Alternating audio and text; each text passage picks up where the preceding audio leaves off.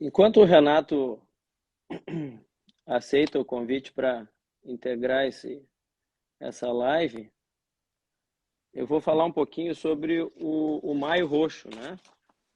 Porque o mês de maio, então, ele é um mês de reflexão sobre a atenção a pessoas que vivem com diversas doenças inflamatórias imunomediadas, né?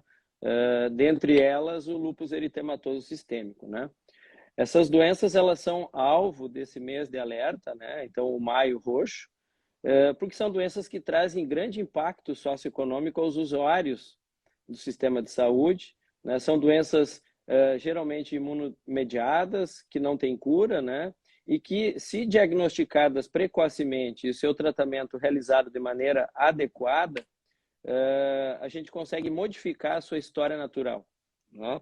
O que isso significa? Significa que o paciente pode ter melhores resultados, né, com essa abordagem de diagnóstico precoce, identificação da doença e tratamento precoce, né? Então, esse mês que trata, né, que versa sobre essas doenças inflamatórias, tem no lúpus uma delas. Então, o dia 10 de maio é o dia que se convencionou, né, como Dia Mundial da Conscientização sobre o Lúpus, né?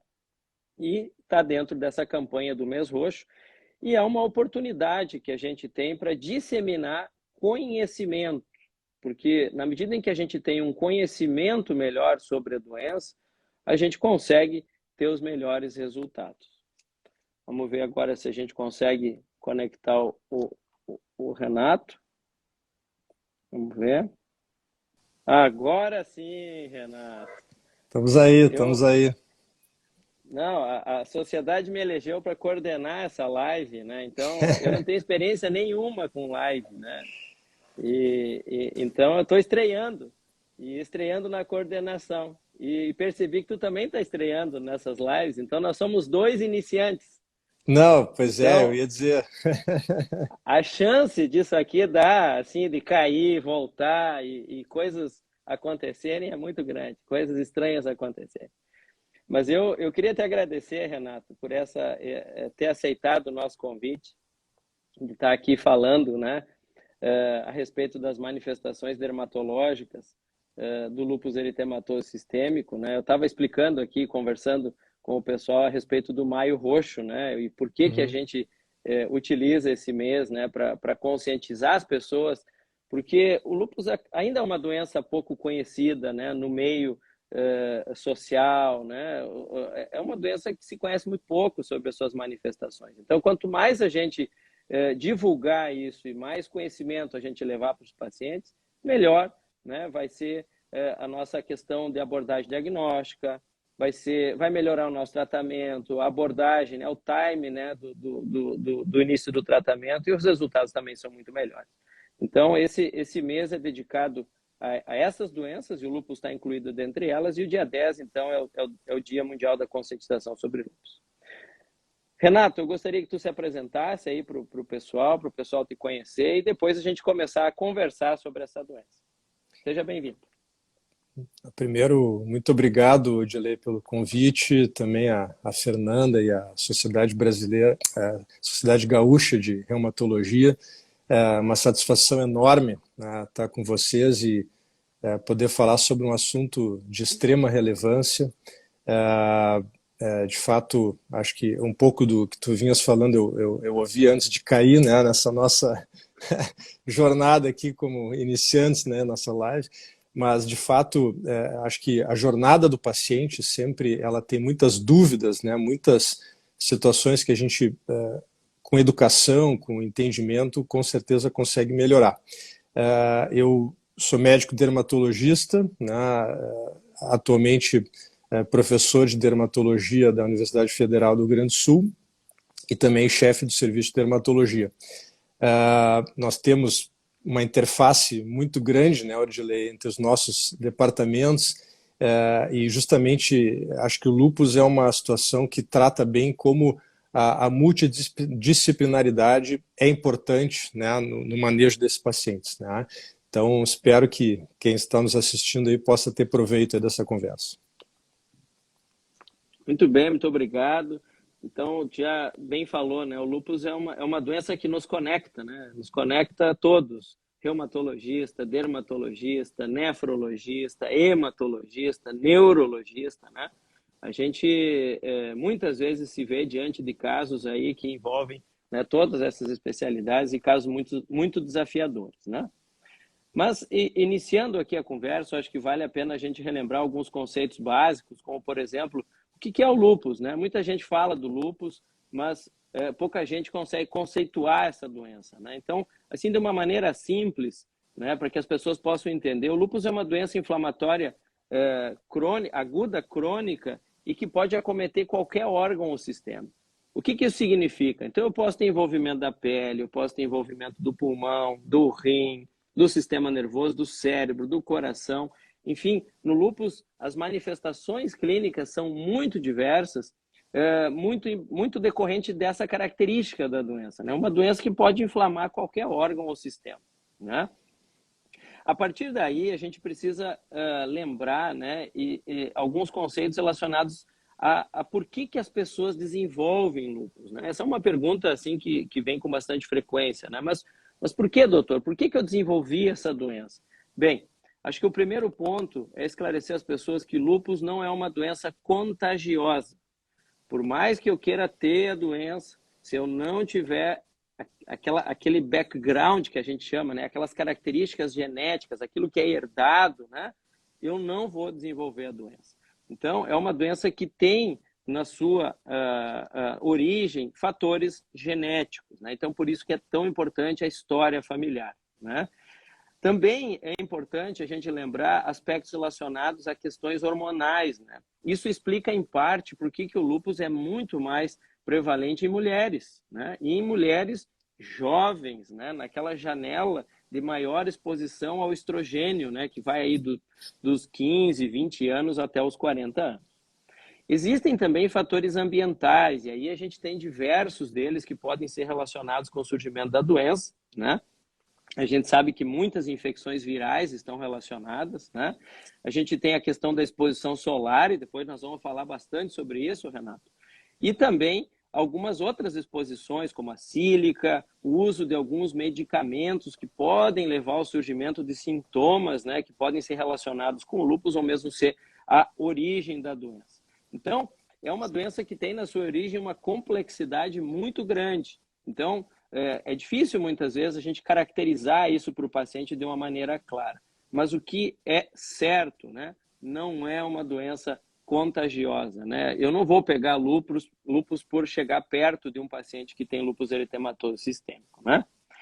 Eu falei que é uma doença mais comum em mulheres, né? Só para vocês terem uma ideia, assim, nessa faixa dos 20 aos 40 anos, a gente tem 10, às vezes 15 mulheres para cada homem acometido.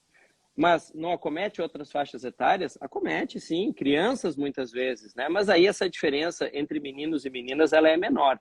Também pode iniciar em fases mais tardias da vida, né? Geralmente após os 50 anos, mas também não é o comum, e aí essa diferença entre homens e mulheres, ela é bem menor, né? Então, saindo dessa situação assim de conceito e qual é a população mais envolvida, eu acho que é importante falar um pouquinho sobre sinais e sintomas. E eu sempre elenco, né? Então, são sintomas que muitas vezes são inespecíficos, né? Como febre, cansaço, paciente com anemia, às vezes pode emagrecer, pode ter o surgimento de ínguas pelo corpo, feridas na boca, feridas no nariz, né? Alterações da pele, e que depois eu vou perguntar para o Renato, né, detalhes sobre isso, uma sensibilidade à luz solar, né? Perda de cabelo, então é muito importante isso. Aqui no nosso Rio Grande do Sul, que é um lugar de clima frio, a gente vê muitos pacientes desenvolverem o que a gente chama de fenômeno de Raynaud, né? Que é um escurecimento das extremidades quando expostas ao frio.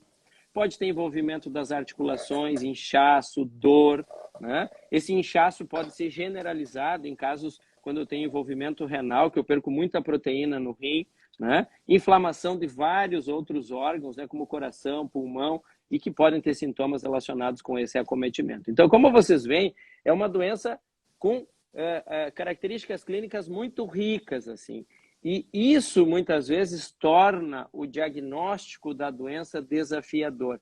E é por isso que é importante, né, essa iniciativa que a gente está tendo aqui, de levar esse conhecimento para as pessoas, porque muitas vezes os pacientes têm esses sintomas e não lembram, né, da possibilidade de daqui a pouco estarem com uma doença como lúpus eritematoso sistêmico. Então é muito importante a gente ter, né, esse conhecimento e divulgar esse conhecimento para as pessoas. Mas, Renato, agora vamos começar a falar da pele, né? Eu queria, assim, que tu me falasse um pouquinho, explicasse para nós, assim, essa questão da fotossensibilidade, essa questão das lesões, como que elas se caracterizam, né? E uma dúvida que é frequente, assim, filtros solares. Não, sem dúvida, são conceitos importantes. A fotossensibilidade é algo que a gente pode definir de algumas formas, né? Mas eu acho que talvez a maneira que a gente possa traduzir em palavras mais acessíveis é uma sensibilidade diferente ou fora do ordinário à exposição solar, especialmente aos raios ultravioleta e à luz visível, né? Então, geralmente as pessoas percebem como aquela queimadura que foi em excesso, né, ou que foi fora do usual, né? Então é algo realmente diferente, né? E esse é um sintoma que está frequentemente associado ao lúpus, né? Não são 100% dos pacientes, mas a maioria, boa parte deles tem fotossensibilidade, né? É importante mencionar que não é só o lúpus, né, que é uma doença fotossensível, né? Nós temos outras que também podem ser, existe um diagnóstico diferencial de fotossensibilidade, que vai desde outras doenças até de origem genética, né, que estão ligadas à exposição precoce, às vezes crianças que queimam com muita intensidade, isso pode ter outros diagnósticos, né, e na idade adulta a mesma coisa, tá? Então, mas essa percepção de algo fora do usual, né, acima da média, quando se expõe ao sol, talvez seja o conceito que a gente possa trazer. O fato é que a variabilidade, né, de lesões que a gente pode ter do lúpus na pele é bem intensa, assim como né, em todo o corpo humano nós podemos ter manifestações tão distintas, no próprio órgão, pele, né, as manifestações também variam, né? Talvez grosseiramente nós possamos trazer aquelas lesões que são mais agudas, né, e as outras que têm uma cronicidade na sua evolução, né? Então, se eu pudesse primeiro separar nesses dois blocos, né, as lesões agudas, elas tendem a ser um pouco mais superficiais, né, porque sempre essa inflamação, né, o Odilei que estava falando, é uma inflamação que a gente vai perceber também na pele, né? Então, se fizermos uma biópsia, vai ter lá um infiltrado, células inflamatórias, formando uma faixa, né? E essa faixa, quanto mais superficial, ela vai geralmente acabar sendo mais aguda, é uma tendência, né? E principalmente gerando muito edema, inchaço, né? Vermelhidão, né? Então as lesões do lúpus na forma mais aguda se manifestam muito por isso, por vermelhidão, por edema, né? Especialmente, claro, em áreas de fotoexposição, né? Então aí nós temos uma característica importante. Claro que tem subdivisões, né? Tem aquelas lesões mais chamadas de subagudas, mas que a gente pode ainda colocar nesse mesmo espectro, né? São lesões que têm um pouquinho menos de edema, às vezes já mais descamação, né? Também muito frequentes em área de exposição solar crônica, né? E aí nós chegamos, claro, nas lesões que são mais crônicas mesmo, né? Que seriam aquelas que muitas vezes se chama de lúpus discoide, né? Dentro da lesão crônica discoide, né, essa inflamação ela acaba muitas vezes pegando um espectro um pouco mais profundo ali dentro da derme, tá? E junto com as paniculites, né, lúpicas, né, que aí é quando a gente tem justamente a inflamação mais abaixo ainda do panículo adiposo, tá? Então da gordura subcutânea, uma inflamação nessa área, ela muitas vezes pode gerar reparação tecidual à medida que ela é tratada, né? Então, o que difere muitas vezes também essas lesões é que tanto a aguda quanto a subaguda dificilmente vai deixar marcas, né, cicatrizes, que é algo que incomoda muitos pacientes que têm lúpus, né? As lesões crônicas discoides e eventualmente a paniculite, né, que é um pouco mais profunda, nós potencialmente podemos ter áreas de cicatrizes, né?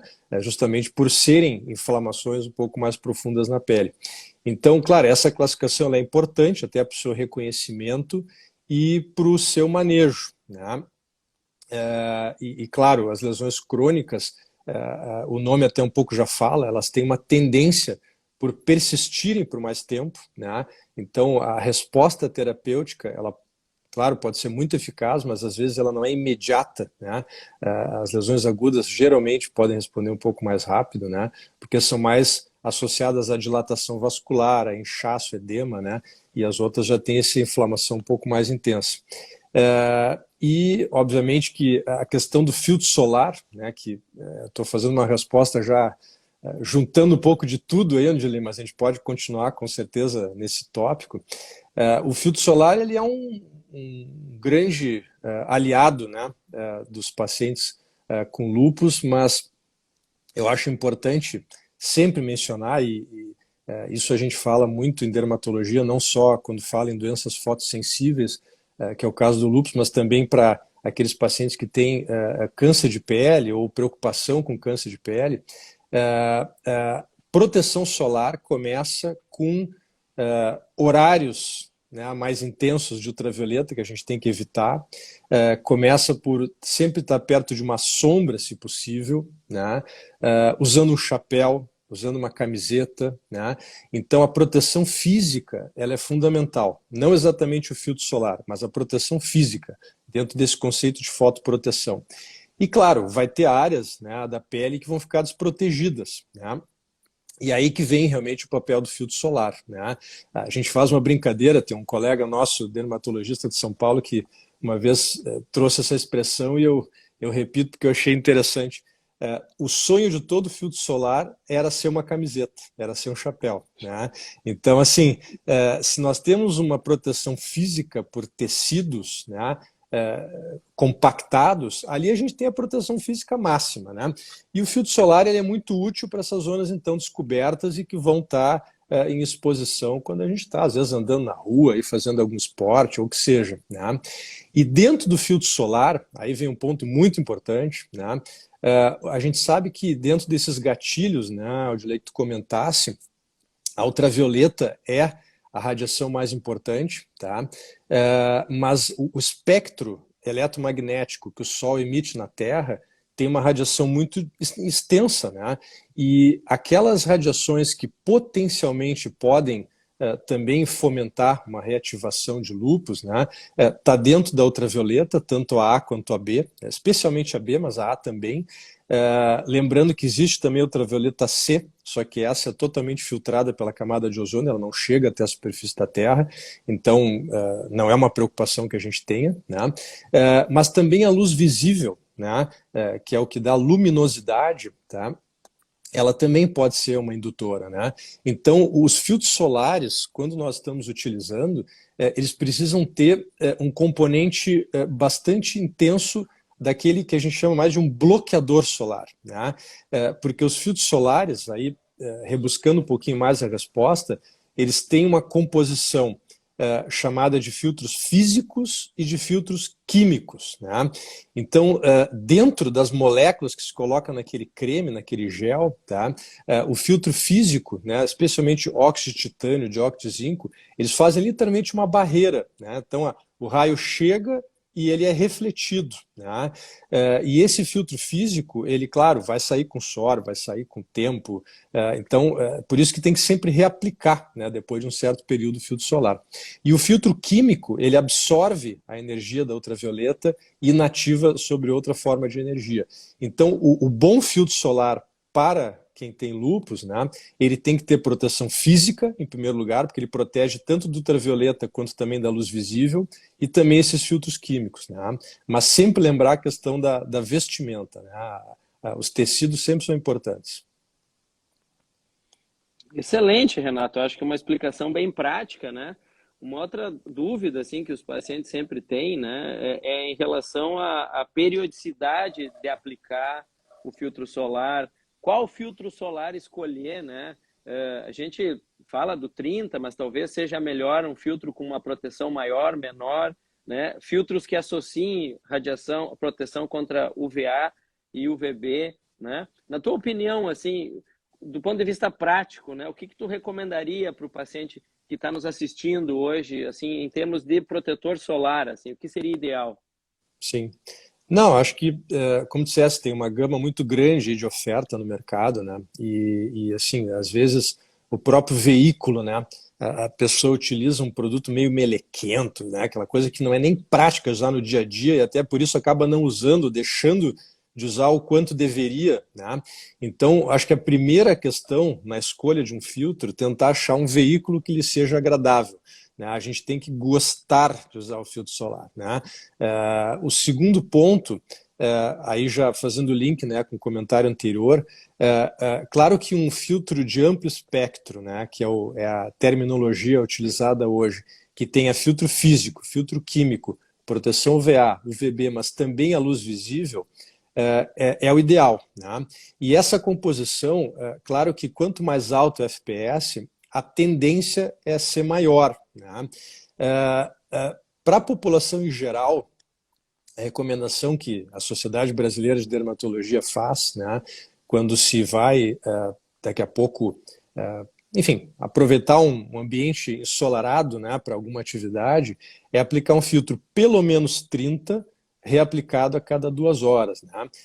Essa orientação, né, claro que para pacientes com doenças fotossensíveis ou para, de repente, quem já tem câncer de pele, ela acaba sendo muitas vezes superestimada para FPS um pouco mais altos, justamente por essa questão de ter mais componente de filtro físico. Eu acho que as pessoas podem se ater ali, de repente até lendo bula de filtro, porque todo filtro tem uma bula, né? Se nós temos lá óxido de zinco, dióxido de titânio, essas são substâncias que bloqueiam melhor esses raios que podem ser nocivos para quem tem lúpus, né? Então o FPS ele é uma medida isolada para medição de efeito contra ultravioleta B. Né? Quando a gente tem um filtro que também tenha proteção ultravioleta A, isso vai ter que estar mencionado ali, né? Que tem proteção UVA também. Né?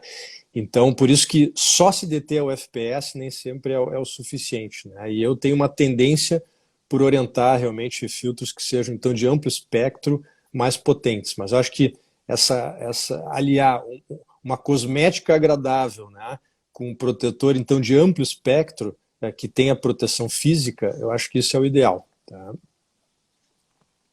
Perfeito, Renato. Eu acho que aí a gente consegue esclarecer algumas dúvidas, né, dos nossos pacientes e lembrar que também existem manifestações cutâneas, muitas vezes, que são expressão clínica de atividade de doença em outros setores, né, do nosso organismo, como, por exemplo, um paciente lúpico, que muitas vezes pode ter como primeira manifestação a plaquetopenia, né, que é a diminuição das células que fazem, né, que regulam os mecanismos de trombose e na sua deficiência, quando eles baixam muito, quando a gente tem a plaquetopenia, né, a plaqueta baixa muito, a gente também tem manifestações cutâneas, né, aparecem manchas vermelhas na pele que muitas vezes não tem relação com o sol, né.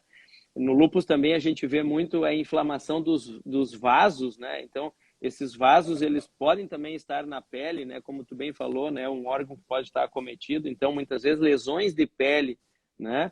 E aí a coloração pode variar, né? De eritema um pouco mais claro, um vermelho até um vermelho mais escuro, mas ter expressão de vasculite, né? E daí não ter a relação essa tão estreita com o sol, né? Mas eu acho que nós estamos indo bem, aqui o pessoal tá entrando, né? Tá prestando atenção aí na nossa live. E eu queria comentar contigo, Renato, um outro problema que é muito comum da parte da parte assim dermatológica, estética, né, nos pacientes com lúpus, que é a questão da alopecia, da perda de cabelos, né? A gente sabe, né, que o cabelo é muito importante, né, do ponto de vista estético para a mulher, né? Para o homem também, mas como a gente está falando de uma doença que predomina em mulher jovem, essa questão do cabelo é fundamental. E eu queria que tu comentasses um pouco assim sobre essa questão da alopecia, da perda de cabelos no lúpus, né? Olha, esse é um tópico bem importante, né, Gilei, porque assim, a própria alopecia ela tem um diagnóstico diferencial bem importante, né? Quando a gente fala especificamente no lúpus, tá? Nós podemos ter diferentes causas para essa queda de cabelo, tá? Então, nós temos, por exemplo, aquela manifestação que muitas vezes está ligada até a uma ativação sistêmica da doença, né? E que é um parâmetro para nós dermatologistas de algo que está literalmente sendo uma consequência de algo maior, né? Que é o chamado eflúvio telógeno, né? Que é uma perda abrupta, né, de pelos. Assim, então, literalmente, a pessoa sente que está caindo, caindo, caindo, caindo. Tá? Essa perda de pelos, ela geralmente é difusa, tá? Ela geralmente se nota ali no banho, no travesseiro, na escova. A pessoa sente que está caindo cabelo a mais do que a média. Tá? E esse eflúvio telógeno a gente vê também em outras condições, né? Por exemplo, depois de gestantes, né, 2, 3 meses depois de um parto, cai um monte de cabelo, né? Nós vimos muito agora na época do Covid, né? O eflúvio telógeno pós-Covid, tá? Pacientes que têm uma internação crítica hospitalar, né? Depois de alguns meses cai. Mas o que é exatamente isso, né? O eflúvio telógeno, ele é uma queda que literalmente o crescimento do pelo passa da fase anágena, que é a fase de crescimento, ele passa para o catágeno, que é um pelo que para de crescer, e ele passa para o telógeno, que é o pelo em queda, com uma rapidez muito grande. Proporcionalmente, 85% dos fios do couro cabeludo estão em crescimento, eles são anágenos, né? 5% estão estáveis, são os catágenos, e uns 10% estão caindo, que são os telógenos. Isso é um mosaico constante que todo mundo passa por isso, diariamente. No caso do eflúvio telógeno, essa proporção muda. A gente passa a ter assim, 20% dos pelos caindo, né? Eles entram em senescência, eles param de crescer e depois, invariavelmente, eles vão cair. Então, a presença desse eflúvio denota que alguma coisa inflamou e fez parar. Pode ser no caso do lúpus ou todas essas situações que eu estou falando. Então, isso é um ponto, né? Uma alopecia difusa, tá? O segundo ponto, tem pacientes que têm aquele lúpus, né, crônico que a gente estava comentando, o lúpus discoide, tá? E podem ter lesões do couro cabeludo, né? E justamente por serem lesões potencialmente cicatrizantes, né, e que é uma inflamação um pouco mais profunda, quando não percebidas, quando não tratadas, se elas fazem inflamação em torno dos folículos pilosos, tá, a gente tem a perda daqueles cabelos de uma forma localizada, ficam áreas pontuais, arredondadas, né, onde era a inflamação, e justamente por ser uma área cicatrizante, né, ali dificilmente aquele pelo vai voltar, sabe? Essa é a parte ruim da alopecia cicatricial, né, que é uma das possibilidades também em pacientes com lúpus, quando tem o lúpus discoide no couro cabeludo. São áreas muito pontuais, né, que às vezes até podem ser maiores, né, mas obviamente que o reconhecimento e o tratamento precoce ajuda muito. E eu teria mais 2 exemplos, tá, Odilei, que a gente pode citar, de alopecias que têm uma conexão com lúpus, né, em potencial, não que vai acontecer, por favor, quem está nos ouvindo aí achar que, né, os cabelos estão sempre em risco, não é isso, mas são coisas que a gente sempre presta atenção. Mas a terceira é a alopecia areata, né, que é uma doença autoimune, né, também, e a gente sabe que as doenças autoimunes muitas vezes elas andam em pares, né, e a alopecia areata nós temos então uma inflamação em torno do folículo piloso que ele literalmente cai, fica uma área pelada, arredondada, né? Felizmente ela é reversível, né, na grande maioria dos casos, né? Então também é outra alopecia que a gente tem uma boa possibilidade terapêutica, tá? Mas ela chama atenção porque é uma área pelada ali que surge, né? Literalmente um oco, né? E aí, sem dúvida, é um diagnóstico também que pode estar correlacionado. E a quarta característica, né, que a gente também pode tentar associar é a chamada alopecia fibrosante frontal. Essa é uma alopecia que geralmente não é tão conhecida, né? Mas ela tem uma manifestação muito característica. É uma alopecia que começa a evoluir justamente pelo seu lado da fronte, ela vai avançando a pessoa fica com a sobrancelha muito rarefeita, né? Inclusive a pele pode sofrer algumas lesõezinhas que a gente chama de liquenoides também, que são bolinhas aqui no rosto, né? Então ela tem uma característica muito peculiar, né?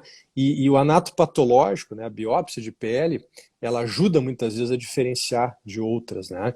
Então eu trouxe esses 4 tipos de alopécia só para mostrar que existe uma certa complexidade aí na avaliação das alopécias e que, claro, muitas vezes exames complementares são necessários e algumas informações para a gente tentar caracterizar qual exatamente está acontecendo, né?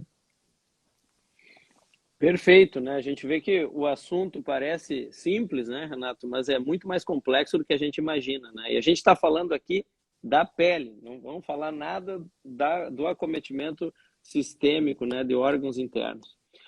Um outro ponto que eu gostaria de falar e comentar a respeito da questão da alopecia, né, e da perda de cabelos, as medicações que a gente usa, né, para o tratamento do lúpus, né? Por exemplo, aqueles pacientes que têm uma manifestação mais grave de doença, como nefrite lúpica ou como envolvimento neurológico, né? Que muitas vezes a gente usa doses altas de glicocorticoide numa tentativa de bloquear aquele quadro inflamatório. Isso eu vejo muitas vezes está relacionado, né, com o aumento dessa questão da perda de cabelos. E uma das medicações que a gente utiliza, né, muito nesses casos graves, que é a ciclofosfamida, né, apesar que é um quimioterápico, né, que a gente usa em doses baixas, obviamente, não é a dose que é usada na oncologia para tratar cânceres, mas no lúpus a gente acaba usando nesses cenários. E eu vejo que a ciclofosfamida se associa muito com perda de cabelo, né? Então, muitas vezes, quando a gente vai iniciar esse tratamento, uma das preocupações dos pacientes é: mas, doutor, eu vou ficar careca com esse tratamento, né? Obviamente que a gente tenta tranquilizar o paciente, porque há uma perda de cabelos, mas não a ponto, né, de evoluir para uma alopecia completa, e depois de terminado o tratamento e a doença estando sob controle, né, os cabelos voltam a crescer, né? Muitas vezes até mais bonitos do que eram antes, né? Porque estavam numa situação de doença ativa. Uma outra medicação que a gente usa, né, o próprio metotrexato, né, que a gente usa para o tratamento do lúpus, também pode estar associado com perda de cabelo. A própria leflunomida, né, que é usada mais para manifestações articulares no lúpus, não é uma droga tradicionalmente usada, né, mas também pode se associar com alopecia. Então, nesse contexto, além de toda essa complexidade que tu nos trouxe aí em relação à própria doença levando à alopecia, né, a gente tem também fatores que a gente acaba expondo o paciente na medida em que submete, né, o paciente a determinados tratamentos que podem estar associados também com alopecia. Uma pergunta que eu tinha para fazer para ti, assim, é em relação, que os pacientes sempre perguntam, né, em relação a vitaminas, né, e a saúde capilar, assim. Tu tem alguma recomendação, algum comentário para fazer nesse sentido? Pois então, aí a gente entra numa zona um pouquinho nebulosa aí, né, Odilei, porque, claro, primeiro, esse comentário que eu tinha feito aí sobre essa diversidade, né, de apresentações da alopécia, muitas delas, como a parte da lesão discoide, a alopecia cicatricial, a alopecia fibrosante, a própria alopecia areata, assim, as vitaminas não teriam qualquer papel, né? Realmente, aí o tratamento é direto para a causa mesmo, né? Que seria, enfim, tratar essa reação inflamatória ali que está diretamente ligada ao couro cabeludo, né? O próprio eflúvio telógeno, né, ele, claro, muitas vezes significa uma atividade da doença ou pode estar relacionado aí com alguma situação que precise ser manejada sistemicamente, né? Então, claro que a vitamina não seria o carro-chefe do tratamento, né? Se eu posso dizer assim, né? A vitamina B6, né, a piridoxina, e a vitamina B7, a biotina, ou seja, mais o complexo B, são utilizados, né, muitas vezes para uma tentativa assim, de melhora desses eflúvios telógenos, né?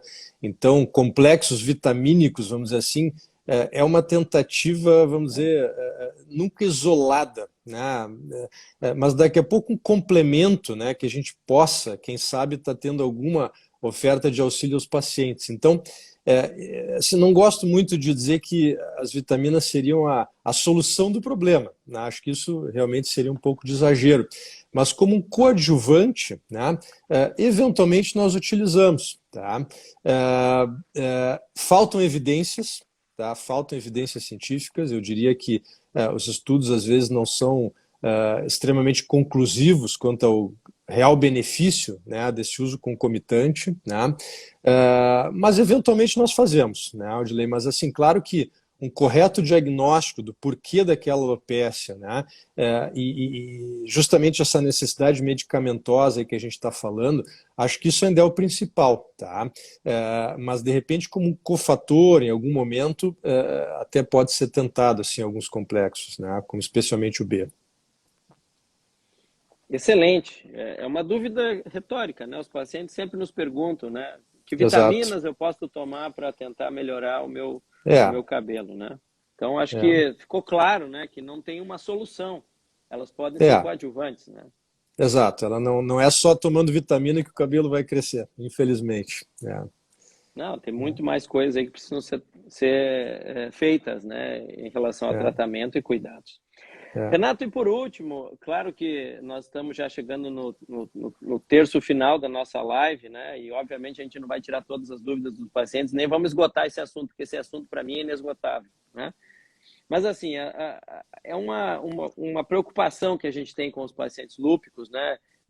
Envolvendo aí a dermatologia, que são os procedimentos estéticos, né?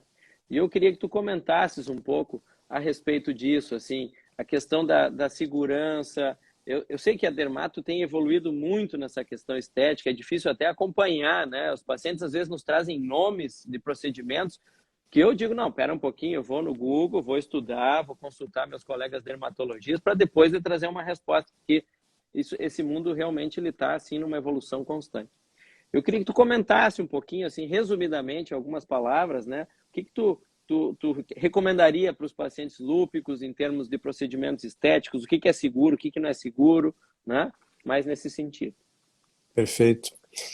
Não, eu te agradeço até esse comentário, porque a velocidade realmente que essa parte da cosmetria está evoluindo é realmente bem intensa, né? E naturalmente que nós temos dois pontos aí quando se trata de pacientes com lúpus, né? A primeira, às vezes, é uma necessidade de corrigir algo como consequência mesmo da doença, né? Então, daqui a pouco, uma lesão dessas discoides que fica pigmentada ou que fica atrófica, né? Ou daqui a pouco uma paniculite que causa uma lipoatrofia, né? Então, assim, existe essa necessidade, mas também tem aquelas necessidades, acho que muita gente tem por realmente motivações pessoais de melhorar, né? Daqui a pouco alguma coisa, né, no seu corpo que gostaria, né? Então os procedimentos estéticos de fato têm sido muito procurados, né, independente daí da questão do lúpus. E vem essa reação daí, essa preocupação se aquele tratamento de alguma forma pode potencializar a doença, né? Então acho que tem esses dois lados, né? Assim, a gente pode dividir, talvez, Odilei, nós temos aqueles procedimentos que são utilizando tecnologias de luzes, né? Então, lasers, etc. Né?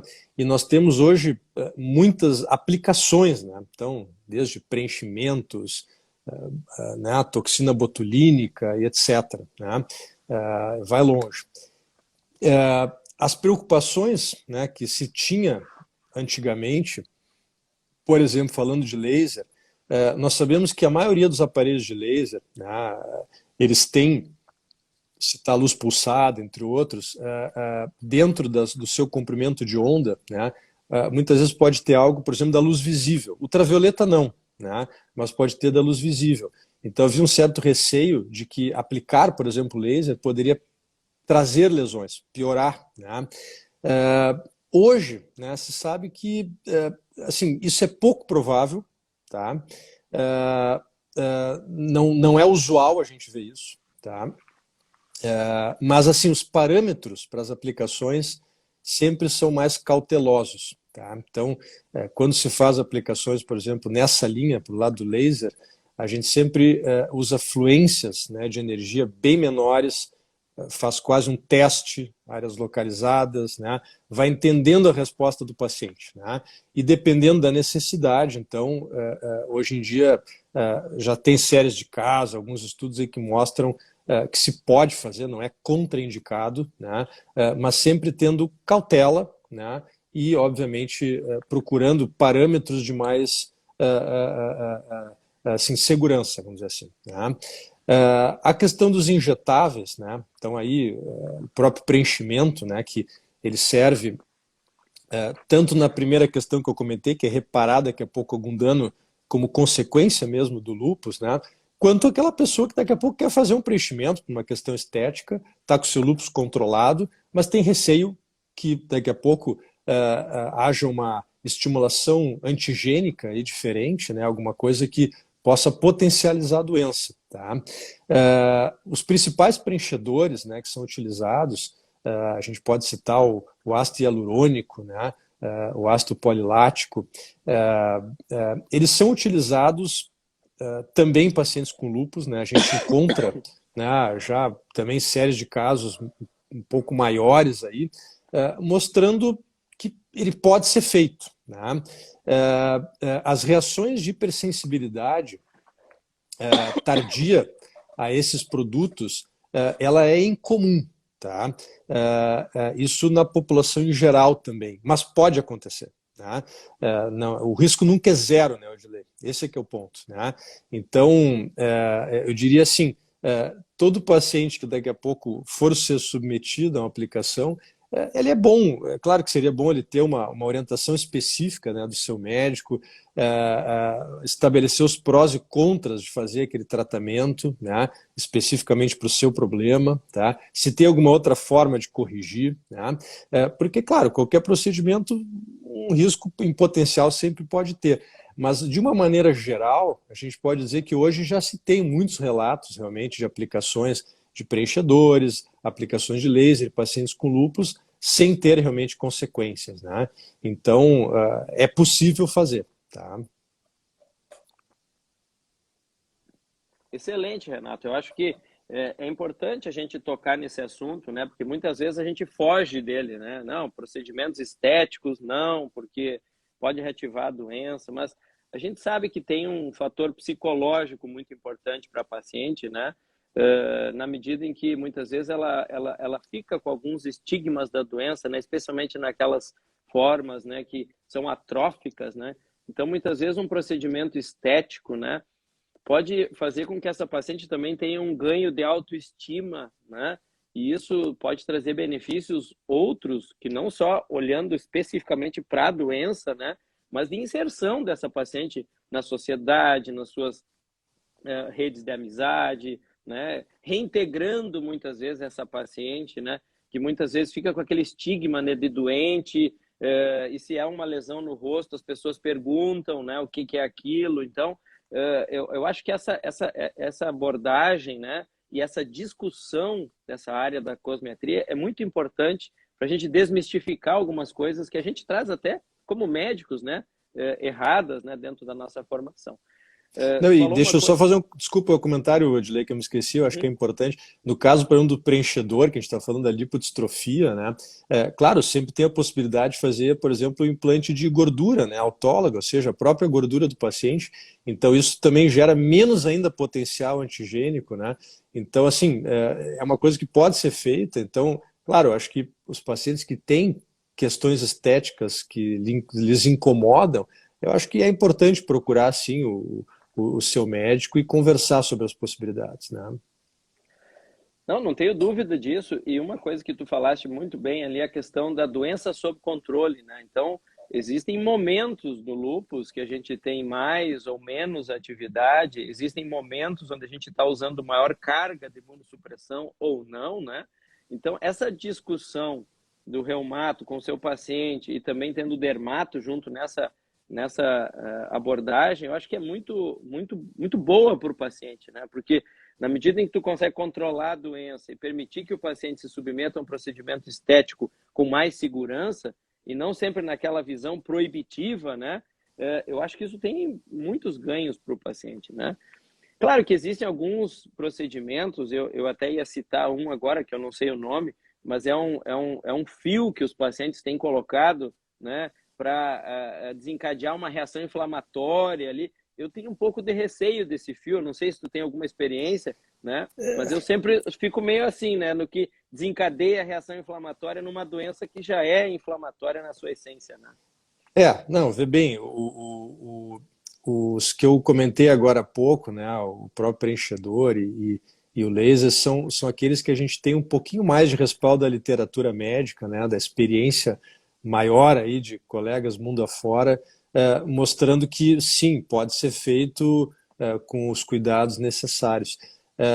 Esses fios que tu comentasse, claro, são tratamentos um pouco mais recentes. Eu acho que talvez a curva de aprendizado deles nesse específico grupo de pessoas que a gente está falando, né, que são os pacientes com lúpus, talvez a gente possa esperar um pouquinho mais para ver realmente o nível de eficácia e de segurança, né? Eu te confesso que eu não tenho experiência pessoal, tá? Mas de fato acho que a gente sempre tem que ter um pouquinho de cautela em ver, assim, como eu falei, outras indicações, né? Então ver se aquela é melhor, se tem outra forma de auxiliar, né? E aos pouquinhos eu acho que a gente vai entendendo, né, como que funciona, né, especificamente nos pacientes com lúpus, né? Eu prometo que essa vai ser a última pergunta que eu vou te fazer nesse cenário, né? Porque a cosmetria no lúpus, assim como em outras áreas, também não tem fim, né? Mas assim, as pacientes nos perguntam muito sobre a possibilidade de fazer, de refazer a sobrancelha artificialmente com micropigmentação. Tu tem alguma experiência, alguma coisa, alguma mensagem para deixar para os nossos pacientes em relação a isso? Olha, a micropigmentação ela é muito semelhante a uma tatuagem, né? Então, na verdade, o mecanismo ele é muito parecido, né? A gente não costuma ver muita complicação, viu, Edilei, dessas micropigmentações, viu? Uhum. Então, acho que no cenário de realmente uma alopecia de sobrancelha, né, que seja também desfigurante, alguma coisa que é desconfortável, assim, eu vejo como alternativa, com certeza. Perfeito. Então, seguindo nessa linha, eu acho que da parte de cosmetria, a gente vai deixar por aqui, porque esse assunto é realmente inesgotável, né? Eu tenho aqui uma lista de perguntas dos pacientes, né, em relação a isso, mas eu acho que nós estamos chegando no final e eu queria, assim, dar um encerramento, né? Pedindo para ti, nesses últimos 5 minutos da nossa live, né? Depois eu vou comentar alguma coisa sobre mitos, né? Mais no final, assim, alguns recados práticos, né? Do dermatologista para o paciente com lúpus eritematoso sistêmico, né? De tudo isso que nós comentamos aqui, né? Assim, em poucos tópicos, assim, quais seriam as recomendações, né, para os pacientes do ponto de vista dermatológico? Perfeito, perfeito. Bom, eu acho que talvez o principal, a gente não tem como fugir disso, né, Odilei, é a questão da fotoproteção, né? Então, sempre ter lá as dicas, né, em mente de evitar sol com intensidade, procurar usar proteção física com roupas, chapéus, né, e ter sempre o seu filtro solar ali do lado com uma reaplicação constante. Acho que esse é o número um, né? O segundo é sempre ficar atento, né, ou atenta a qualquer lesão cutânea que a gente possa apresentar, né? Então, obviamente que lesões novas sempre são mais fáceis de tratar, né? Às vezes elas podem estar representando um gatilho de algo maior, né? De algo sistêmico, ou eventualmente a gente pode estar diante de algo que o tratamento precoce vai evitar sequelas maiores, né, de deixar aquela lesão mais tempo, né? Um terceiro ponto é sempre ter essa interface muito próxima com as outras especialidades, né? Então, dificilmente a gente faz um tratamento só a duas mãos, né? Isso aí com certeza tem que ter várias mãos juntas, né? Então, o paciente ter essa ideia que o dermatologista ele faz parte também desse contexto, né? Que temos que estar todos próximos aí definindo os tratamentos, né? E talvez o quarto ponto, né? Aí falando um pouquinho da parte reparadora, né? E tanto cabelos quanto a parte estética, é possível, né? Sem dúvida, melhorar a situação clínica dos pacientes, desde que se tenha realmente uma definição diagnóstica adequada, né?